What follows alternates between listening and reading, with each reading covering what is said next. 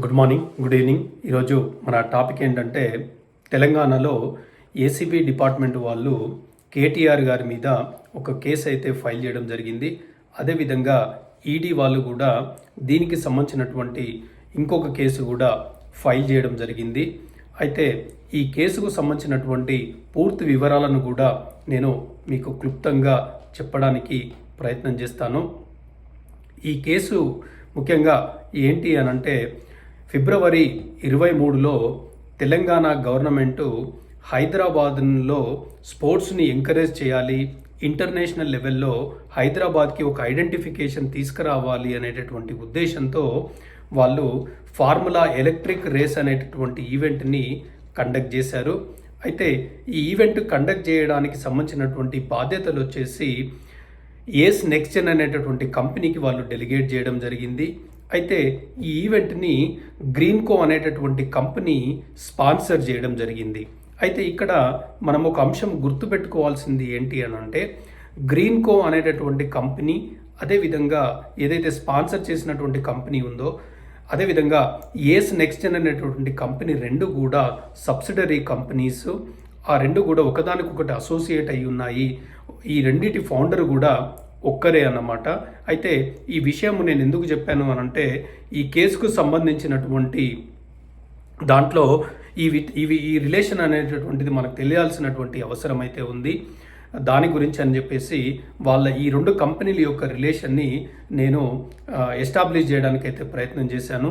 తర్వాత అయితే ఏ event conduct చేసినా కూడా ఏ గవర్నమెంట్ వర్క్ కూడా ఏదైనా కంపెనీకి అప్పచెప్పినప్పుడు ఏంటంటే తప్పకుండా దానికి సంబంధించినటువంటి ఫండ్స్ అయితే అవసరమైతే అవుతాయి. మనందరికీ కూడా తెలిసిందే.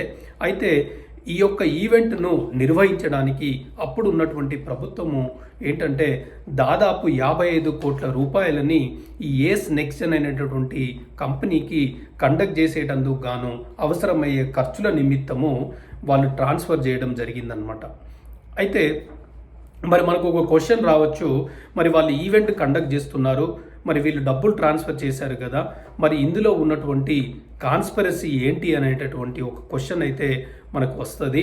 అయితే ఏ ఒక్క వర్క్ ఒక కంపెనీకి అప్పచెప్పాలి అని అంటే జనరల్గా ఒక టెండరింగ్ ప్రాసెస్ అనేది అంటే టెండర్స్కి కాల్ఫర్ చేయాల్సినటువంటి అవసరం ఉంటుంది. అదేవిధంగా కొన్ని అడ్మినిస్ట్రేటివ్కి సంబంధించినటువంటి ఫార్మాలిటీస్ కానీ, ఫైనాన్స్ డిపార్ట్మెంట్ క్లియరెన్స్ కానీ, సో ఇలా కొన్ని ఒక కన్వెన్షనల్ పాలసీస్ అప్రూవల్స్ అనేటటువంటిది అయితే తీసుకొని దానికి అనుగుణంగా వీళ్ళు ఈ యొక్క పనిని కంప్లీట్ చేయాల్సినటువంటి అవసరం అయితే ఉంది. అయితే ఇప్పుడు కేటీఆర్ గారి మీద ఏసీబీ వాళ్ళు పెట్టినటువంటి అభియోగం ఏంది అని అంటే క్రిమినల్ బ్రెచ్ ఆఫ్ ట్రస్ట్, అంటే దీని తెలుగులో నమ్మక ద్రోహం అంటారనమాట. సో ఈ పర్టికులర్ కేసు ఏంటంటే కేటీఆర్ గారి మీద పెట్టడం అయితే జరిగింది. అయితే ఇప్పుడు మనము నమ్మక ద్రోహం అనేటటువంటి దాని కింద అంటే ఏంటి అనే దానికి ఒక ఎగ్జాంపుల్ అనేది తీసుకుందాము. ఆ ఎగ్జాంపుల్ని ఈ యొక్క పర్టికులర్ కేస్కి, ఈ పర్టికులర్ కాంటెక్స్ట్కి అసోసియేట్ చేయడానికి అయితే నేను ట్రై చేస్తాను. అయితే మనకి ఇక్కడ ఈ నమ్మక ద్రోహము అంటే క్రిమినల్ బ్రెచ్ ఆఫ్ ట్రస్ట్ అంటే ఏంటి అని అంటే ఇప్పుడు లెట్సే ఒక బ్యాంక్లో ఒక క్యాషియర్ కనుక ఉన్నారు అని అంటే ఆ క్యాషియర్కి ఒక రెస్పాన్సిబిలిటీ అప్పచెప్పడం జరుగుతుంది అనమాట. అంటే ఆ రెస్పాన్సిబిలిటీ దేని మీద అప్పచెప్తారు? ఒక నమ్మకం మీద, ఒక ట్రస్ట్ మీద ఈ పర్టికులర్ డ్యూటీస్ మీరు డెలివరీ చేయడానికి నా నమ్మకంతో వాళ్ళు డెలిగేట్ చేస్తారు. అయితే క్యాషియర్ కనుక బ్యాంకులో ఉన్నటువంటి క్యాష్ని తన సొంత అవసరాలకి కనుక ఉపయోగించుకొని ఉంటే, అంటే బ్యాంకుకు నిర్దేశించినటువంటి అవసరాలకు కాకుండా వేరే అవసరాలకు కనుక ఈ ఫండ్స్ని డైవర్ట్ చేసినా, ఫండ్స్ని మిస్యూజ్ చేసినా కూడా ఏంటి అనంటే అది ఒక నమ్మక ద్రోహం కింద, అంటే తన మీద పెట్టుకున్నటువంటి నమ్మకం ఏదైతే ఉందో దాన్ని బ్రెచ్ చేశారు అంటే బ్రెచ్ ఆఫ్ ట్రస్ట్ కింద వస్తుంది అనమాట. అదేవిధంగా ఒక క్లర్క్ కనుక క్యాష్ని కనుక థెఫ్ట్ చేస్తే అంటే స్టీల్ కనుక చేస్తే దాన్ని థెఫ్ట్ కేసు కింద చూస్తారనమాట. So breach of trust and theft అనేది రెండు డిఫరెంట్ కేసులు. అవి కొంచెం దగ్గరగా మనకు అనిపిస్తూ ఉన్నా కూడా ఆ రెండు డిఫరెంట్ కేసులు. అంటే ఒక మనిషికి నమ్మకంతో ఒక పనిని అప్పజెప్పినప్పుడు వాళ్ళు ఆ నమ్మకాన్ని నిలబెట్టుకోకుండా అవకతవకలు కనుక పాల్పడితే వాళ్ళ మీద నమ్మక ద్రోహం అనేటటువంటి కేసులు అయితే వాళ్ళ మీద బనాయిస్తారనమాట. అయితే ఇక్కడ కేటీఆర్ గారి కాంటెక్స్ట్లో ఏంటి అనంటే ఈ పర్టికులర్ ఫార్ములా ఈ రేస్ అనేటటువంటి కాంటెక్స్ట్లో ఏంటి అనంటే గవర్నమెంట్కు సంబంధించినటువంటి రిప్రజెంటేటివ్స్ కానీ గవర్నమెంట్ అథారిటీస్ కానీ వాళ్ళు చేయవలసినటువంటి అంటే వాళ్ళకు ఆథరేటివ్గా ఉన్నటువంటి పనులు ఏవైతే ఉన్నాయో దానికి సంబంధించినటువంటి ఫండ్స్ని కానీ వాళ్ళు ఏదన్నా ఫార్మాలిటీస్ కానీ ప్రొసీజర్స్ కానీ లేకపోతే ఇంకా వేరేటటువంటి అలాంటి పాటించకుండా ఏదైనా పర్సనల్ అజెండాతో కనుక ఫండ్స్ని మిస్యూజ్ కనుక చేస్తే ఆ అధికారులను కనుక మిస్యూజ్ చేస్తే అది ఈ బ్రెచ్ ఆఫ్ ట్రస్ట్ కింద వస్తుందన్నమాట. సో ఈ పర్టికులర్ కేసు అనేది కేటీఆర్ గారి మీద అయితే రిజిస్టర్ కావడం జరిగింది. అయితే నేను ముందే చెప్పాను కదా, అంటే ఇప్పుడు ఇక్కడ గ్రీన్కో అండ్ ఇది ఏస్ నెక్స్ట్ అనేటటువంటి 2 కంపెనీస్ ఉన్నాయి, 2 సబ్సిడరీ కంపెనీస్ అయితే ఉన్నాయని చెప్పాను కదా.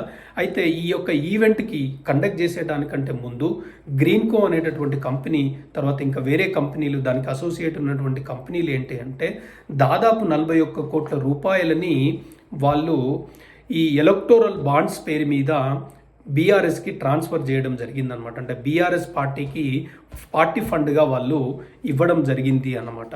అయితే ఇప్పుడు ఏసీబీ వాళ్ళు ఏంటంటే ఆ పర్టిక్యులర్ ట్రాన్సాక్షన్ ఏదైతే జరిగిందో దాదేమన్నా మరి ఈ ఫార్ములా ఈవెంట్ రేస్ని తీసుకురావడానికి వాళ్ళకి తెచ్చుకోవడానికి ఏమన్నా ఇన్ఫ్లుయెన్స్ చేసి వాళ్ళు ఏమన్నా ఫండ్స్ ఇచ్చారా అనేటటువంటిది కూడా మేము ఫర్దర్ ఇన్వెస్టిగేషన్ చేయాలి అనేటటువంటి విధంగా వాళ్ళు పేర్కొన్నట్టుగా అయితే తెలుస్తూ ఉంది ఎఫ్ఐఆర్లో.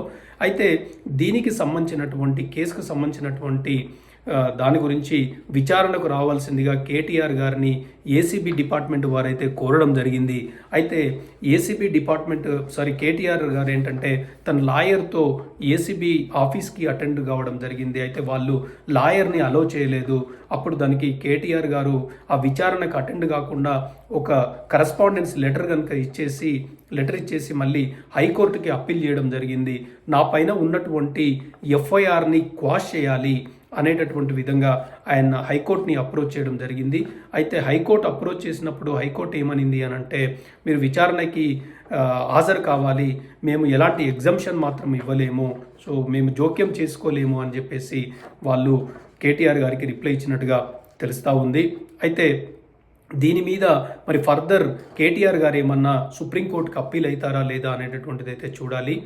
అయితే ఇంకొకటి ఏంటంటే నేను చెప్పినట్టుగా ఈడీ కూడా అంటే ఇప్పుడు నేను చెప్పాను కదా ఏది మనీ అనేది ఇక్కడ ట్రాన్సాక్షన్స్ అనేది జరిగినాయని చెప్పేసి. సో ఈ ట్రాన్సాక్షన్స్ ఏవైతే ఉన్నాయో అంటే ఎలక్టోరల్ బాండ్స్ కానీ ఇందులో ఉన్నటువంటి మనీ ట్రాన్సాక్షన్ ఏదైతే ఉందో దీనికి ఆ ఫండ్స్కి సంబంధించినటువంటి నిర్వహణకు సంబంధించినటువంటి ఖర్చులు ఏదైతే ఉన్నాయో దీనికి సంబంధించినటువంటి పూర్తి వివరాలు కూడా ఇది మనీ లాండరింగ్ కేసు కింద కూడా వాళ్ళు ఇన్వెస్టిగేషన్ ఇనిషియేషన్ చేసినట్టుగా తెలుస్తూ ఉంది. దీనికి సంబంధించినటువంటి నోటీసు కూడా కేటీఆర్కి ఇచ్చినట్టుగా తెలుస్తూ ఉంది. జనవరి 16వ తారీఖు నాడు ఇన్ పర్సన్ వాళ్ళ ఆఫీస్లో అటెండ్ కావాల్సిందిగా ఆయన కోరినట్టుగా తెలుస్తూ ఉంది. అయితే మరి కేటీఆర్ గారు మరి ఈడీ కేసు మీద కూడా మళ్ళీ ఫర్దర్ ఏమన్నా కోర్టులలో అప్పీల్ అవుతారా, మరి అటెండ్ అవుతారా, మరి ముందు ఈడీ కానీ తర్వాత ఏసీబీ కానీ వాళ్ళు చెబుతున్నటువంటి కాన్స్పిరసీ ఏదైతే ఉందో ఆ కాన్ఫ్లిక్ట్స్ ఏదైతే ఉందో అభియోగాలు ఏవైతే ఉన్నాయో అవన్నీ కూడా మరి కోర్టులో నిరూపిస్తారా లేదా అనేటటువంటిది అయితే చూడాలి. అయితే ఇప్పుడు నేను చెప్పింది ఏంటంటే ఇవన్నీ కూడా ప్రిలిమినరీ స్టేజ్లో ఉన్నాయి. ఈ అభియోగాలన్నీ కూడా ఇవన్నీ కూడా ఫార్మల్గా కోర్టులో ఈ ఏసీబీ కానీ ఈడీ కానీ వాళ్ళు నిరూపించాల్సినటువంటి పరిస్థితి అయితే ఉంది. అప్పటి వరకు మాత్రము మనం కేటీఆర్ని అయితే ఆయన దోషి అని మాత్రమైతే చెప్పలేము. బట్ ఇవన్నీ కూడా ముందు ఎలాంటి పరిణామాలకు దారితీస్తాయి, ఎలాంటి కన్క్లూజన్ వస్తుంది అనేటటువంటిది అయితే చూడాలి. ఈ కేసుకు సంబంధించినటువంటి ఫర్దర్ అప్డేట్స్ ఏదైనా ఉంటే ఛానల్లో ఇవ్వడానికైతే నేను ప్రయత్నం చేస్తాను. మీరు ఇక్కడి వరకు వచ్చిందనంటే మీకు ఎంతో కొంత ఈ వీడియోలో ఉన్నటువంటి సమాచారము మీకు అర్థమై ఉంటుంది. సో కనుక ఈ సమాచారం కనుక యూస్ఫుల్ కనుక అనిపిస్తే మీరు సబ్స్క్రైబ్ చేయండి నా ఛానల్కి. Thank you for watching, appreciate it.